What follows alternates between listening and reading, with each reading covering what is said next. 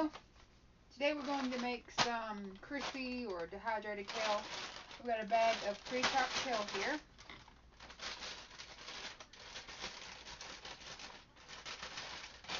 I'm going to wash that.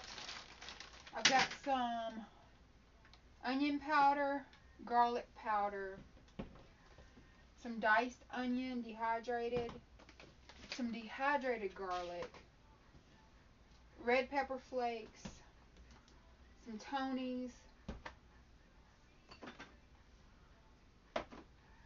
some olive oil, and some vinegar. I'll be back once I wash the kale and we'll get to it. Okay, I've got it washed. Got the few bad pieces I missed. So we're going to start with the olive oil. I'm going to say probably about 4 to 5 tablespoons. Some white vinegar just to give it some acidity. Again, to your liking. I'm going to sprinkle it with some Tony's. Again, this depends on your spice level. I'm not going to do very many red pepper flakes, just a little, since I've put the Tony's in there.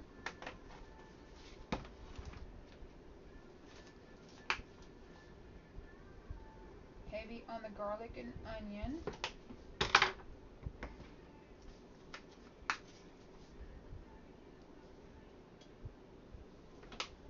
I did get some pepper. A little bit of salt, because Tony's does already have a lot of salt in it, so we don't need much of that. And these, once it cooks up, it's just going to stick to it and give it an extra little, and it's about a half a capful. I'll use the same cap to measure this dried garlic out.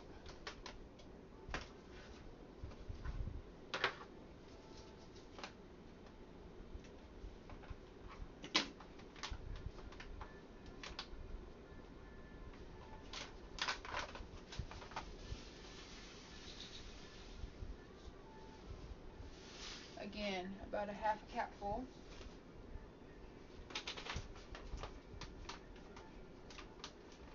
You may need a little bit more olive oil to get all this to stick, but we will see once we get our hands on it. Now, we are just going to mix. And yes, I'm doing it over the pan I'm cooking it in for this reason, because it is going to fall out as I mix. Well, I didn't expect it to fall out that much. Let's just dump it. Might be easier.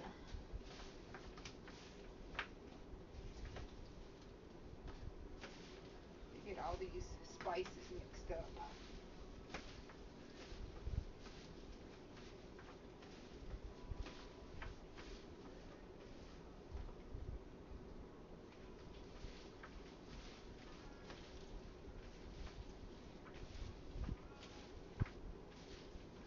And see how it's the dried spices are sticking to the leaves? So as it roasts in the oven, they'll become part of the little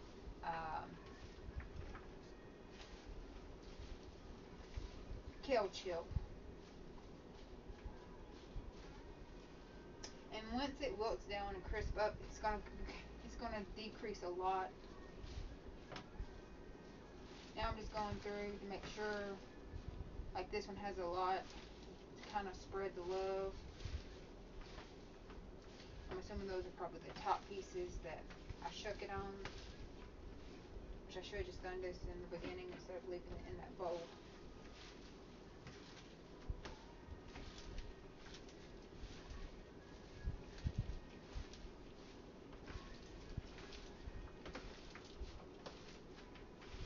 And plus, by going in, you're squeezing the kale to break some of those membranes up that's in there.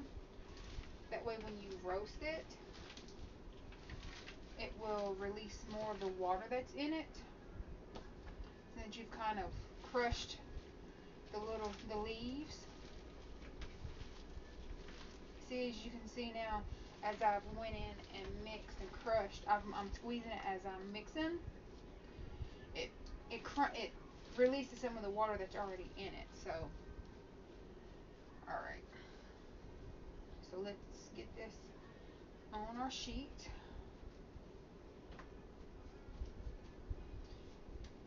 And I am going to go in and sprinkle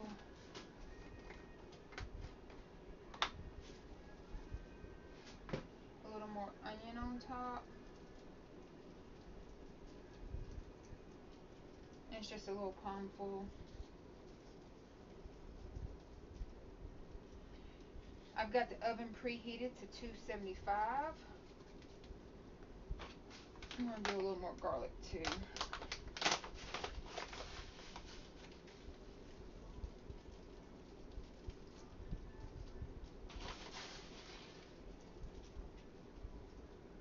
And the vinegar just gives it a little bit of bite, and again, because I rubbed it into the kale, it helps it break down as it cooks. Alright, I'm going to put this in the oven at 275. It's going to cook 3.5, 4 hours.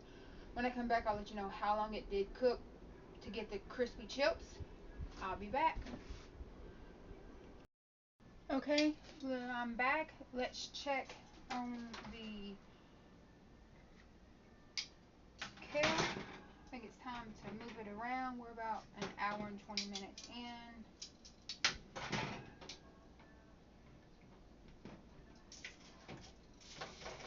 Starting to crisp up. I'm going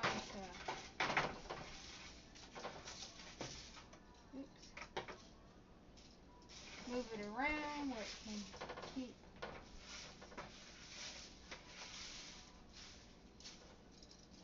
Let me get this all the way out.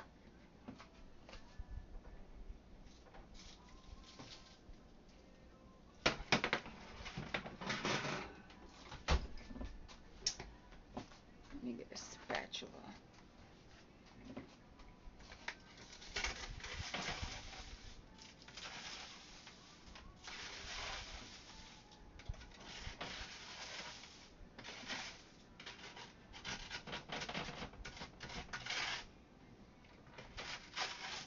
Probably about another 20, 30 minutes.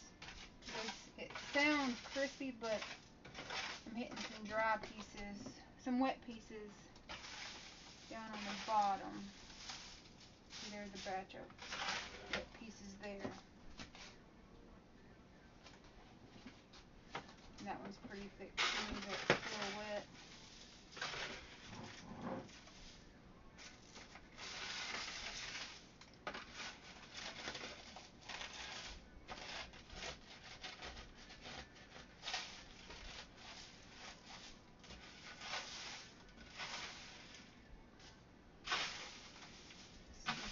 Flips.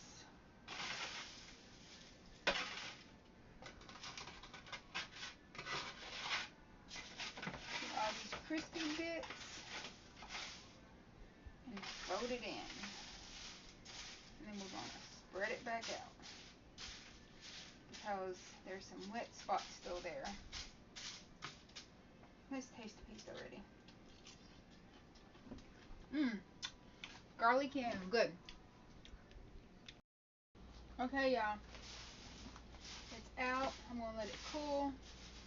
You can hear that. It's nice and crispy. Let's go ahead and try one.